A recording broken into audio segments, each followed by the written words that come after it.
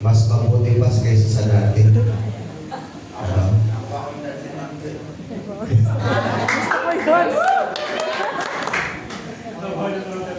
Hallelujah, praise the Lord. Diba ganun dapat? Pagka tayo po ikinumusta, mas mabuti kaysa sa dati o kaysa kahapon. Amen? Kaya ka nga nandito, kaya ka nga nakakausap pa, nakakaharap pa sa amin dahil ang kabutihan ng Diyos ay patuloy na dumadaloy sa iyong buhay. Amen? Kaya salamat po sa Panginoon sa panibagong Sunday. Sabi nga, every day is a new day para po tayo ay magsimula sa panibagong buhay at na kung saan ay panibagong pag-asa. No? Kaya tayo po ay magpatuloy, no, sa ating buong buhay. Anyway, the message this morning entitled The Gift That Changed the World. Tayo po isang naling yung buko at tayo po manalangin. We thank you, Lord, sa umagang ito, sa iyong pagmamahal sa amin, Panginoon.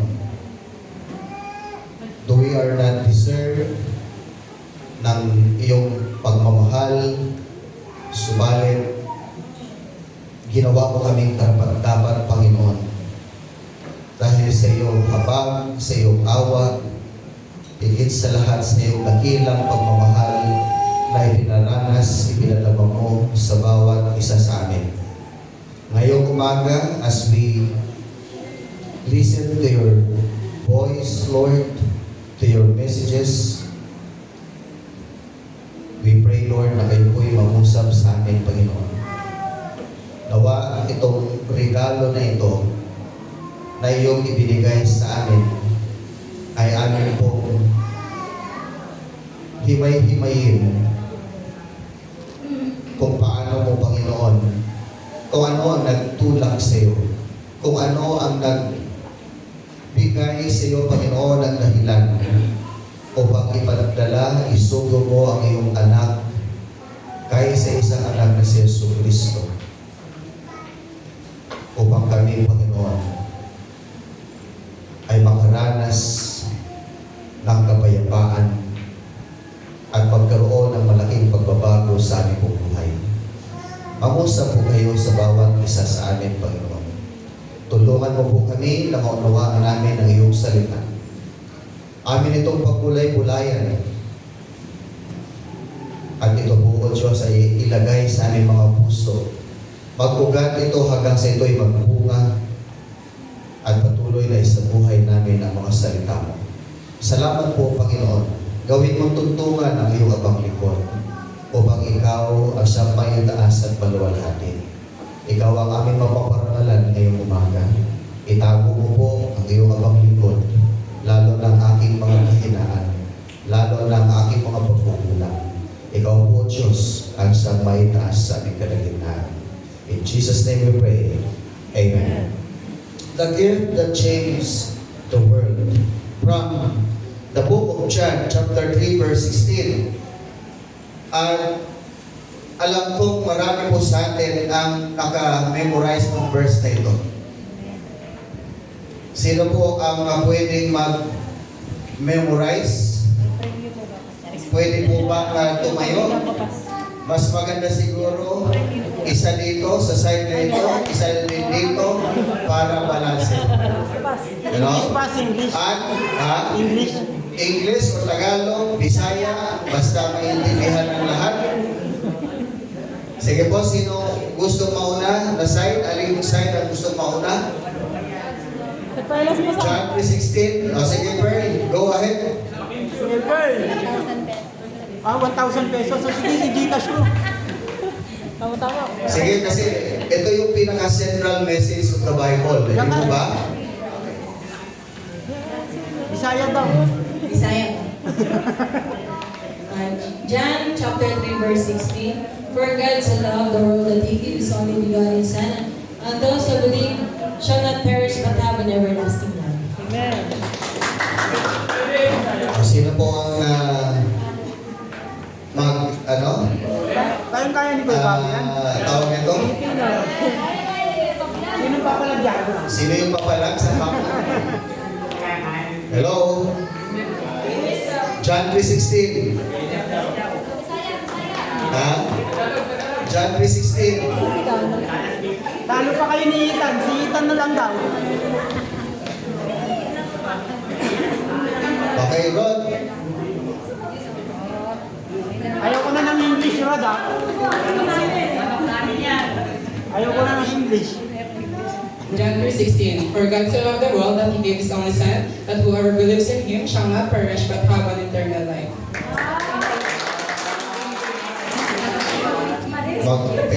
Magkaiba ng version. Translate NIV, tsaka NIV at saka ESV. King James. King James. Okay? So, palakpakan naman natin yung ating mga magigiting, no, na mga kapatid sa pananampalataya. Sa simbang gabi, meron silang reward. Hindi ko sinabi yung reward nung una para walang condition. Hindi, 26 pass. Pass. Hindi, simbang gabi daw, pero Praise the Lord. Palakpakan muna natin ang Panginoon. So for God so loved the world that He gave His only Son, for whoever believes in Him shall have eternal life. So, o shall not perish but have eternal life. So napakahalaga po na ito pong talata na ito ay atin pong ma-memorize para kahit saan po tayo mapunta, alam po natin kung gaano tayo kamahal ng Diyos. Amen? Sabihin mo muna sa katabi mo, kapatid, mahal ka ng Diyos. Kasi baka mayroon sa pinagdadaanan ngayon, at least alam niya na siya ay minamahal ng Diyos. Amen. Okay? Kapag tayo po ay nakatanggap ng regalo, siyempre masaya po tayo, tama po ba? Kahit gaano man yan kaliit, kalaki, o kamura, o kamahal, dahil nakatanggap tayo ng regalo, tayo po ay nagiging masaya. Habang ginagawa ko po itong sermon na ito, ay meron pong nag-viral sa SOCMED na kung saan mayroong doktora na nagregalo ng mga personal na kagamitan sa isang baguhang buksigero. At ito po mga kagamitan na ito ay suot-suot na noong buksingero noong siya po ay nag-training. Ito po ay pagpapakita ng kanyang pagpapasalamat at na-appreciate niya yun pong regalo na binigay sa kanya. At sabi po ng doktora na ito, kapag ka ikaw ay pagka nabago ng iyong buhay, no? O yung sinabi niya, hindi man eksaktong pagkasabi ko, ikaw ay magtagumpay. Balikan mo naman ako at alalahanin. Napakaganda pong statement na kung saan na kapag tayo po ay nakatanggap ng regalo, ay hindi po natin basta lamang kalimutan na lamang yung nagbigay ng regalo. Amen po ba? Dapat po natin pasalamatan yung nagbigay ng regalo na yon. At para mas lalo natin, lagi natin maalala yung tao na yon na nagbigay sa atin, dapat nating suot-suot, no? Yun pong binigay sa atin or nasa atin lamang. Ibig sabihin, mayroon siyang, nagkakaroon siya ng sentimental value sa atin. Ang Diyos din po ay mayroong dakilang regalo na binigay sa atin. At alam ko na marami sa atin ay nakakaalam na kung ano ang regalo na ito. Ito po regalo na ito ay nakapagbibigay ng tunay na pagbabago sa buhay maging ng buong mundo o sanlibutan. Ang pinakamahalagang regalong ibinigay sa sangkatauhan sa ating lahat ay walang iba kundi ang ating Panginoong Jesucristo. Amen? Si Jesus mismo, ang siyang regalo na binigay sa atin ng Diyos, ito ay isang kaloob ng kaligtasan na may kapangyarihang baguhin ang ating buhay, ang bawat individual, maging ang buong mundo.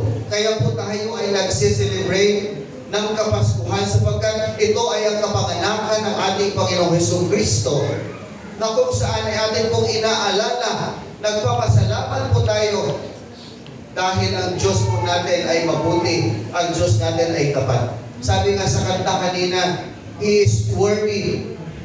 Worthy is the Lord Jesus. Kaya bigyan natin siya ng pagpapahalaga sa ating buhay. Bigyan natin siya ng value sa buhay natin. Bigyan natin siya ng parangal. Huwag nating basta-basta lamang kalimutan at itapon. Dahil ang Diyos, yung regalo niya para sa atin, ay nagbigay ng pagbabago sa ating buhay at hindi lamang po para sa atin, kundi sa buong mundo. Kaya ngayong umaga, mga kapatid, ay atin pong himay-himayin itong talata, which is the central message in the Bible, yung regalo na pinagkaloob sa atin ng ating Panginoong Diyos, walang iba kundi ang ating Panginoong Jesucristo. Now, sabi po ng John chapter 3 verse 16, For God so loved the world that He gave His one and only Son, that whoever believes in Him shall not perish but have eternal life. So dahil po sa pagmamahal ng Diyos, dahil sa Kanyang pag-ibig sa atin, siya po ay nagpadala ng regalo. Siya po ay nagbigay ng regalo sa ating lahat. Subalit, kasabay po ng regalo na yun ng buhay, ay dumating naman yung problema ng kasalanan. Babalikan po natin ito pong Genesis na kung saan, ito yung panahon na kung saan ay nilikha ng Diyos ang buong sanlibutan. Ang sabi po dito sa sa Genesis chapter 1, sabi niya, verse 27, nilalanga ng Diyos ang tao ayon sa kanyang larawan. Sila'y kanyang nilalang na isang lalaki at isang babae. At sila'y pinagpala niya. Sinabi niya, magpakarami kayo at punuin ninyo ang inyong mga anak, ang buong daigdig, at kayo ang mamamahala nito. Sabi po ng talata na ito, pinagpala, nung likhain ng Diyos ang tao, ay pinagpala niya ito. Ibig sabihin, binigyan niya po ng magandang buhay ang tao. Pinagpala niya, it means holistic. Bawat aspeto ng buhay ng tao ay pinagpala ng Diyos.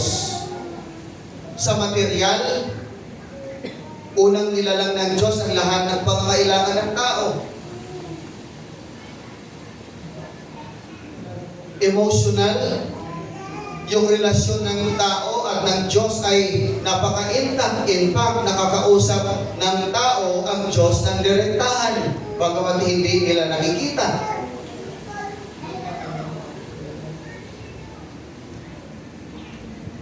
At higit sa lahat, spiritual na pagpapala na binigay ng Diyos. Bukod po sa nakakausap ng tao, ang Diyos, yung presensya ng Diyos ay nandoon.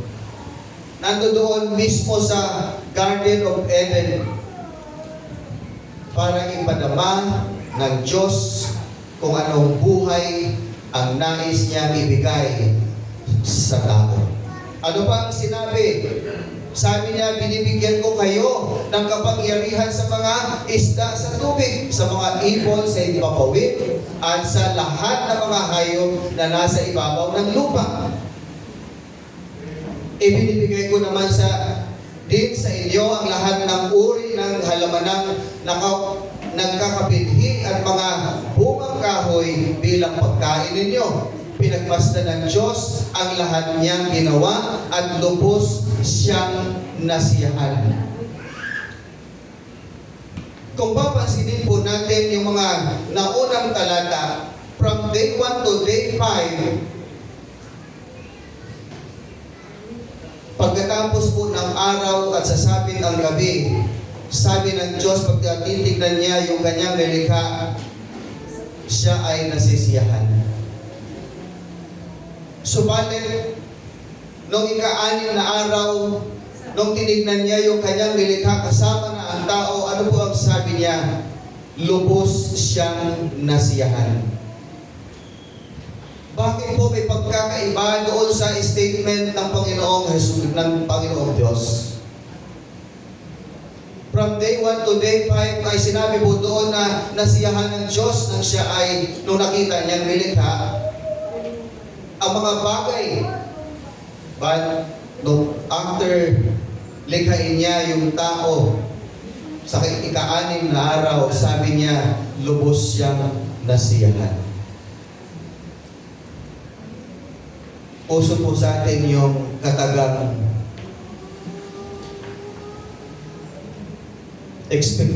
expectation versus reality. Tama po ba?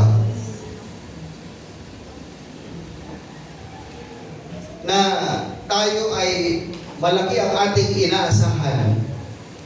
Pero pagdating sa realidad, ay hindi po nito nabibigyan ng satisfaction ng ating sarili. Dahil iba ang inaasahan natin kaysa sa lumabas na resulta.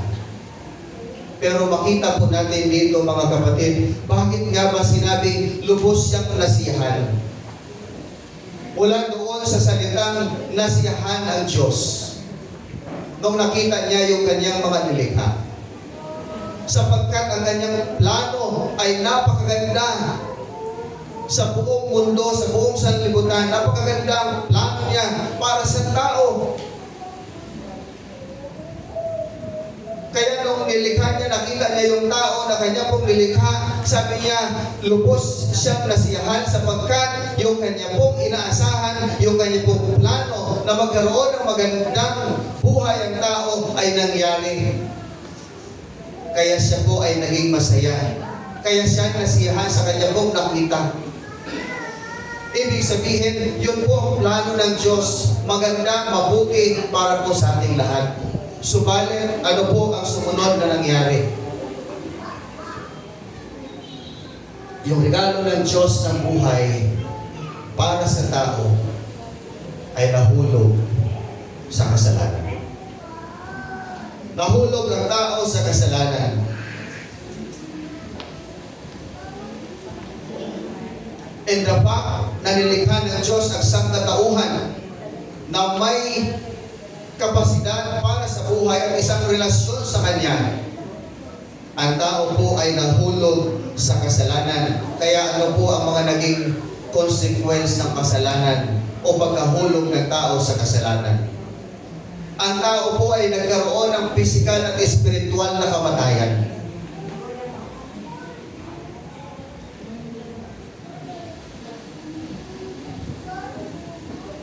Ang plano ng Diyos ay magkaroon ng magandang buhay, subalit dahil ang tao po ay nagkasala, ang tao po ay nagkaroon ng kamatayan. Yung pangako ng Diyos kay Adan at Eva ay tiyak na mamamatay. Ito po ay tiyak na natupad, nangyari sa pamamagitan ng pisikal na kamatayan. Ibig sabihin, pagbalik sa alabok ng katawan ng isang tao at higit pa riyan, yun po isang pagkahiwalay sa Diyos spiritually. Spiritual na kamatayan, lalayo ang tao sa Diyos dahil po sa kasalanan.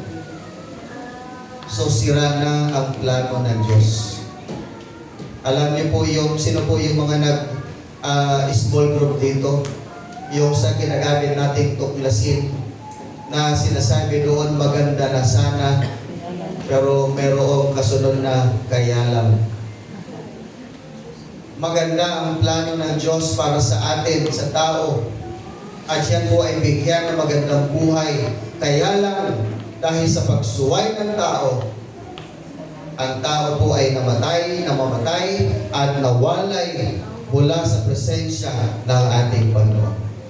Kaya simula noon ay nagsimula rin ang pagdurusa ng tao. Ang mundo ay naging isang lugar ng kahirapan na mayroong sakit sa panganak para kay Eva, nahihirapan siyang manganak, nakakapagod na paggawa para kay Adan upang tustusan ang pangailangan ng kanyang pamilya. Ang pagtatrabaho po ng mga kalalakihan ay tungkulin nating lahat. Tungkulin ng isang lalaki na magtrabaho para matugunan ang pangailangan ng kanyang pamilya. Subalit dahil po sa pagkahulog ng tao sa kasalanan, mas lalo pong naging mahirap. Ibig sabihin,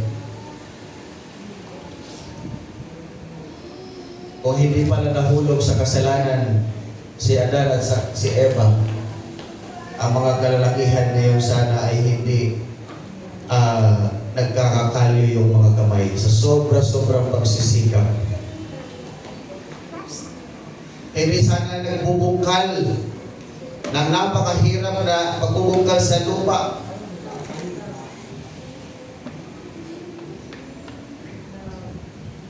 Nagkaroon po ng sumpa sa kapaligiran. Ano po ang nangyari? Isinumpa ng Diyos ang lupa na nagresulta sa pakikibaka sa mga tinig at tawag para kay Adan at isang pangkalahatang pakiramdam ng isang sirang mundo.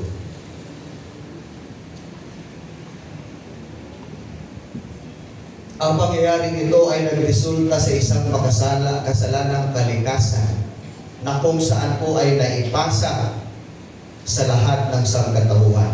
At ito po ay lumikha ng utang na hindi kayang bayaran ng sangkatauhan sa sarili nito. Ngunit ang Diyos ay mapagmahal. Amen? Ang Diyos po ay naglaan ng landas tungo sa pagtubos sa pamagitan ng kamatayan at muling pagkabuhay ng ating Panginoong Jesucristo. At yan po ay ang regalo ng kaligtasan.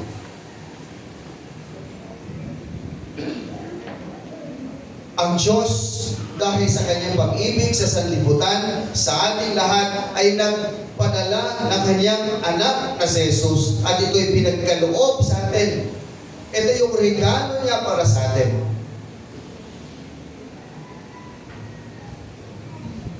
Kaya sabi niya sa John 13 verse 16, gayon na lamang ang pag-ibig ng Diyos sa sanlibutan, ibinigay niya ang kanyang kaisa-isang anak na si Jesus upang ang sino mang sumampalataya sa Kanya ay hindi mapahamak kundi magkaroon ng buhay na walang hanggan. Meaning, ang Panginoong Jesucristo ang siyang libreng regalo. Siya yung libreng regalo o kaloob sa atin. At ito pong kaligtasan na ito ay hindi po nakukuha, hindi nabibili, hindi nababayaran, ngunit natatanggap sa pamamagitan ng pananampalataya, at ito po ay isang libreng regalo mula sa biyaya ng ating Panginoong Diyos. Amen?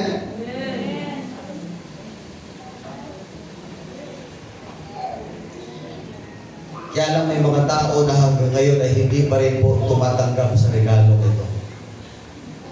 But you are blessed. You are blessed. Bakit? Tinanggap nyo na ang regalo na ito. Amen? Tinanggap nyo na ang regalo na ito.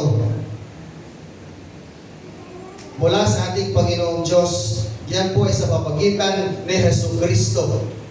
At nung tinanggap po natin ang regalo na yan, tinanggap natin si Jesus sa ating buhay, ay nagbago ang lahat sa atin.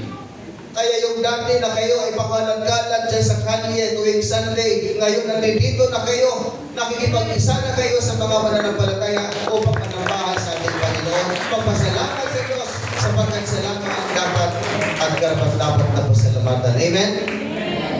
Nung hindi niyo pa tinanggap yung regalo na yan, si Kristo sa iyong buhay, pagka Sunday, ang mga kalalakihan kung saan-saan nagpupunta. Pa-basketball sana. Ano? Kung saan-saan nagpupunta. Tama o mali? Ha? Benji, tawag ko ng tawag. Pero dahil tinanggap na natin yung regalo na yun, nagkaroon po ng pagbabago sa buhay natin.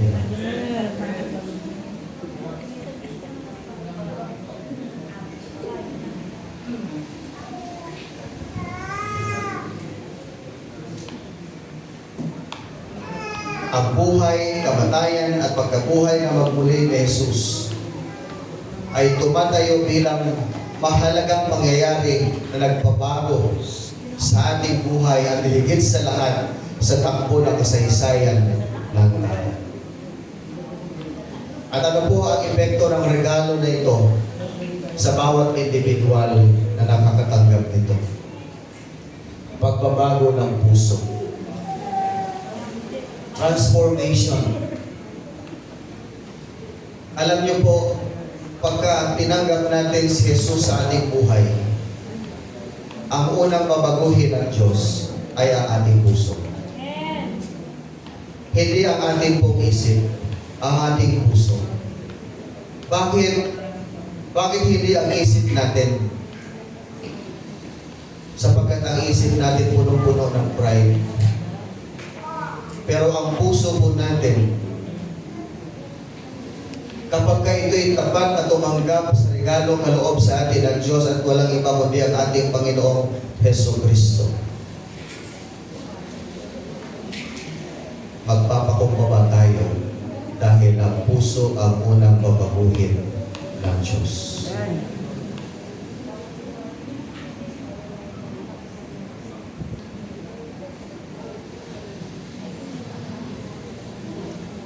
Ang regalo ni Kristo ay nagpasimula ng isang matinding reorientasyon ng puso. Pagbabago, malaking pagbabago sa puso ng isang tao at yan po ay sa pamamagitan ng kapangyarihan ng banal na Espiritu. Ang tao po ay nagkaroon ng kalayaan at kagalakan. Naging malaya tayo mula sa burden of sins. Mula po doon sa burden ng kasalanan. Naging malaya po tayo. Pinalaya tayo ng ating Panginoon, ang ating Panginoong Jesucristo. Ito po ay humahantong sa kalayaan mula sa pasanin ng kasalanan at isang bagong pinagmumulan ng kagalakan sa ating puso. At epekto pa ng regalo na ito sa ating pong buhay ay yung meron po tayong bagong pagkakakilanlan. We have the new identity in Christ. Ano po sabi ng 2 Corinthians 5:17? Kaya kung nakipag-isa na ka na kay Kristo, ang isang tao, isa na siyang bagong nilalang. Wala na ang dati niyang pagkatao, sa halip ito'y napalitan na ng bago. Hallelujah. Praise the Lord. Palakpakan muna natin ang Panginoon.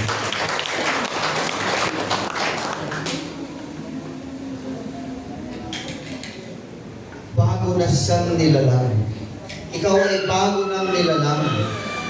Ibig sabihin, yung dati mong mga kapintasan, kasalanan, karumihan, ay binura na yun ng Diyos. Nawala na yun sa iyo. Hindi ka na namumuhay sa kasalanan. Binigyan ka na ng panibagong lakad. At yung lakad po na yan, yung bagong pagkatao na yan, ang siyang dapat nataglayin mo habang ikaw ay sumusunod sa ating Panginoong Jesucristo. The old has gone and the new has come. Wala na yung dating pagkatao. Yung dating mainitin ang ulo dahil ikaw ay na kay Kristo, ngayon ay marunong ka ng mapagbigay. Yung dating basagolero, ngayon hindi ka na basagolero. Dahil binago ka na ni Kristo. Ikaw ay taga-awat na sa mga basagolero. Diyan, oh, nag-aawat na. Very timely.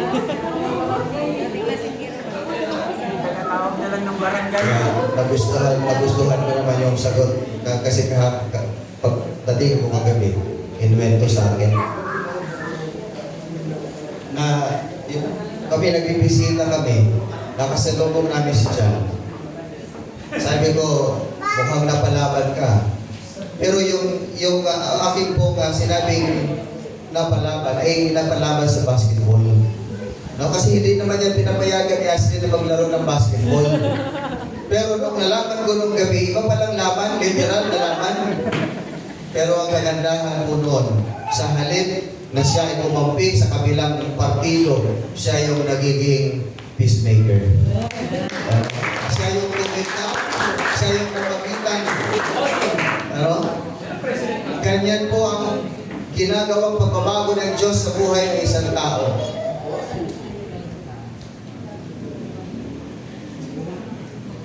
Sabi pa ng John 1:12, subalit ang lahat ng tumanggap at sumampalataya sa Kanya kay Jesus ay binigyan niya ng karapatang maging anak ng Diyos. So your new identity now is you are the son and daughter of God. Amen? Ikaw ay anak na ng Diyos. Yan ang pagkakakilanlan sa iyo.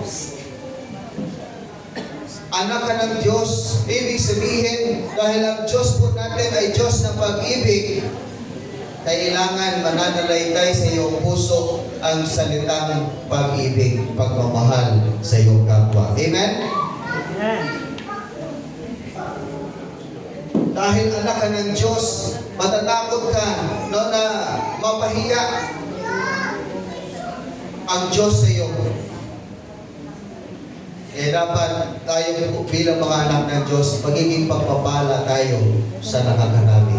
Amen? Kasi mga anak na tayo ng Diyos. That is our new identity. At dahil anak tayo ng Diyos, dapat ipagmalaki natin siya.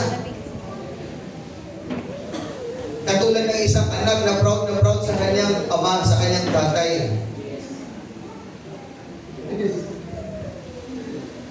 Ako yung tatay ko noon kahit na siya po ay palaino, pero proud ako sa kanya. Proud ako sa kanya na ako yung siya yung naging tatay ko. Kahit alam ko marami siyang pagkukulang, pero hindi ko yun ang tinignan. Pero yung tinignan ko yung pagiging ama niya sa akin.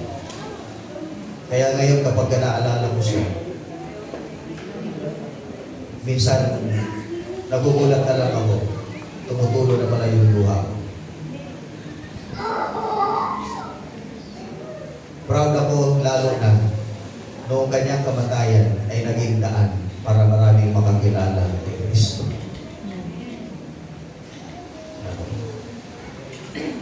Kaya kung ikaw na anak, proud ka sa iyong magulang, sa iyong ama.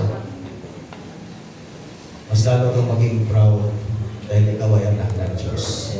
Amen. Kailangan mo siyang ipagmalaki. Ipagmalaki mo ang Diyos. Huwag mong bigyan ang Diyos ng kahihiyan. Huwag mong bigyan ang Diyos huwag mo hayaan ang Diyos ay malungkot dahil sa iyong mga maling gawain. Sa halip, maging proud ka sa Kanya, sa ating Diyos, na naging anak ka niya at isabuhay mo ang iyong pananampalataya sa Kanya. Amen? Pamumuhay sa regalo.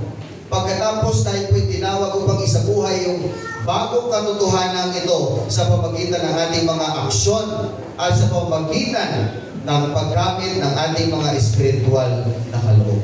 Sabi po ng Efeso chapter 2 verse 10, sapagkat tayo ay nilalang ng Diyos, nilikha sa pamagitan ni Kristo Jesus upang iukol natin ang ating buhay sa paggawa ng mabuti. So bakit ka daw nilalang ng Diyos? Para iukol mo ang iyong buhay sa paggawa ng mabuti. So yan yung purpose ni Lord kung bakit ikaw ay nag-exist sa mundong ito. Yan ang purpose ni Lord kung bakit nakilala mo siya. Yan ang purpose ng Diyos sa buhay mo. Upang gumawa ng mabuti. At maging pagpapala sa nakakarami. Meaning, ang ating buhay pagkatapos tanggapin ang regalo, dapat nating ilaan ang ating sarili sa paggawa ng mabuti sapagkat iyan ang layunin ng Diyos. Ano naman po ang epekto ng regalo na ito sa buong mundo? Pamumuhay sa pananampalataya. Ang pagmamahal sa Diyos at pagmamahal sa iba ay hindi po pwedeng magkahiwalay. Amen? Hindi pwedeng magkahiwalay sapagkat ito po ay bahagi ng buhay po natin na kaloob ng Diyos sa atin. Hindi mo po pwedeng sabihin na mahal mo ang Diyos pero nasusuklam ka sa iyong kapwa. Hello? Hindi mo pwedeng sabihin tuwing Sunday, Lord, mahal kita. May paiyak-iyak pa tayo, I love you, Lord. Pero pag naisip natin, habang nag-worship tayo, yung kaaway natin, nahihinto yung luha natin kasi nangibabaw yung galit sa puso natin.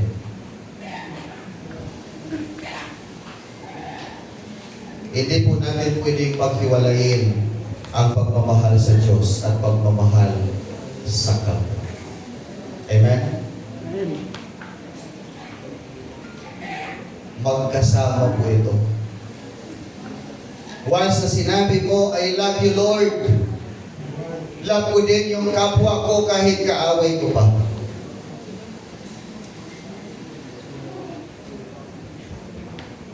And speaking, minsan, yung paniniwala natin kapag Pasko, yun ang saka natin pinapatawad yung kapwa natin na nagkasala sa atin.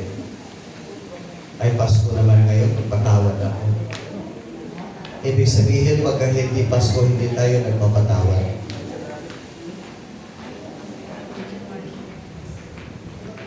Church, hindi mo pwedeng sabihin na mahal mo ang Diyos, pero nasusuglam ka sa iyong kapwa. 1 John chapter 4, verse 20 to 21, ang nagsasabing iniibig ko ang Diyos, subalit napupuot naman sa kanyang kapatid ay isang sinungaling. Sorry, hindi ko na ilagay sa ating PowerPoint. Unang Juan chapter 4, verse 20 and 21. Ang nagsasabing iniibig ko ang Diyos, subalit napupuot naman sa kanyang kapatid ay isang sinungaling. Kung ang kapatid na kanyang nakikita ay hindi niya magawang ibigin, paano niya maiibig ang Diyos na hindi niya nakikita? Ito ang utos ng Diyos na ibinigay sa atin. Ang umiibig sa Diyos ay dapat ding umibig sa kanyang mga kapatid. Napakalinaw po ng paalala sa atin, mga kapatid ko. Hindi lamang po sa tuwing Kapaskuhan tayo po ay magpapatawad sa mga taong nagkasala sa atin. Every time na sasabihin mo, I love you, Lord, magre-reflect din dapat ang pagmamahal mo sa iyong kapwa. Hindi dapat magibabaw ang galit o anumang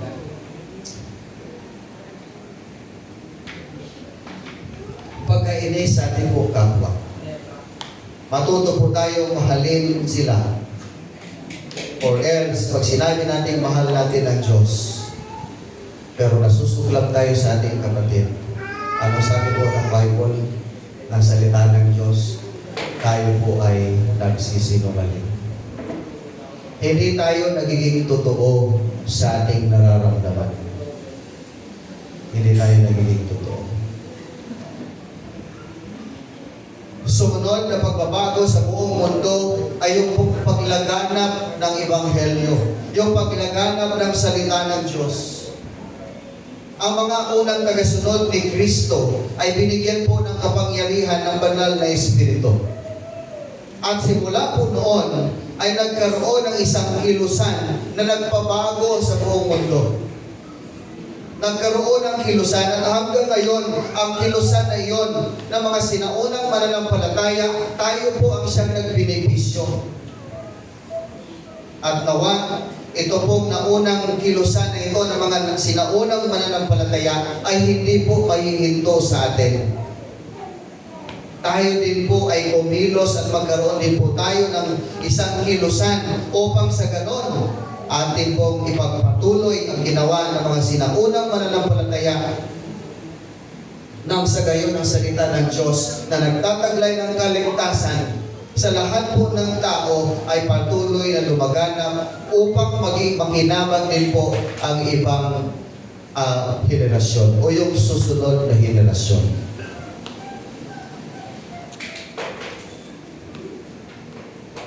At epekto po nito sa buong mundo ay yung pamana ng pag-ibig ni Kristo Jesus sa atin. Ang pag-ibig ni Jesus at ang kanyang pagkikipag-ugnayan sa lahat ng tao, sa mga taong makasalanan ay nagpapakita po ng napakalawak na katangian ng Diyos bilang Diyos na mapagmahal, Diyos na kung saan ay punong-puno ng awa, punong-puno ng habag, na dapat din po iparanas ng mga mananampalataya sa ibang tao. Lalong higit sa mga hindi pa nakakilala sa ating Panginoong Jesus. Lalong higit o sa mga tao hindi pa nakatanggap ng regalo ito sa kanila pong buhay. Church, si Jesus ang regalo na may kapangyarihang baguhin ang ating nakaraan, kasalukuyan at hinaharap. Amen? At kung tinanggap na po natin ang regalo na yan, dapat maging mapagpasalamat po tayo. Maging mapagpasalamat po tayo. Katulad ng isang taong nakatanggap ng regalo, hindi niya makakalimutan yung taong nagbigay sa kanya. Maliit man o malaki, mumurahin man o mamahaling regalo, hindi niya yun makakalimutan. Bakit? Dahil yun ay regalo sa kanya. Same thing na gagawin po natin. Tinanggap na po natin ang regalo ng Kapaskuhan. Tinanggap na natin si Jesucristo sa ating buhay bilang ating Panginoon at personal na tagapagligtas. Huwag po tayong tumigil sa pagpapasalamat. Huwag po tayong huminto sa pagpupuri at pagsamba sa Kanya. Sabi nga ng inawit kanina, worthy is your name, Jesus. Habang kinakanta po natin yun, bigla po akong nagkaroon ng kalungkutan. Dahil ako po ay nabigo na maraming beses. Nabigyan ng parangal ang Diyos. Every time I remember those things sa buhay ko, ay hindi ko napaparangalan ng Diyos. Pagka naalala ko yung mga pagkukulang ko sa Kanya, nalulungkot po ako at naluluha. Bakit? Kasi deserve ng Panginoon na araw-araw natin sa pasalamatan. Amen? Deserve ng Diyos na bigyan natin sa ng parangal, papuri, ang pinakamataas na pagsama. Kaya church, ito po isang malaking hamon sa bawat isa sa atin. Kung tinanggap na natin ang regalo nito, si Kristo sa ating puso, sa ating buhay, pasalamatan natin siya. araw-araw. Purihin natin siya araw-araw. Alalahanin natin ang kanyang ginawa sa cross araw-araw. Dahil ang Diyos po natin ay mabuti at tapat. Binigyan niya tayo ng isang regalo na nagbabago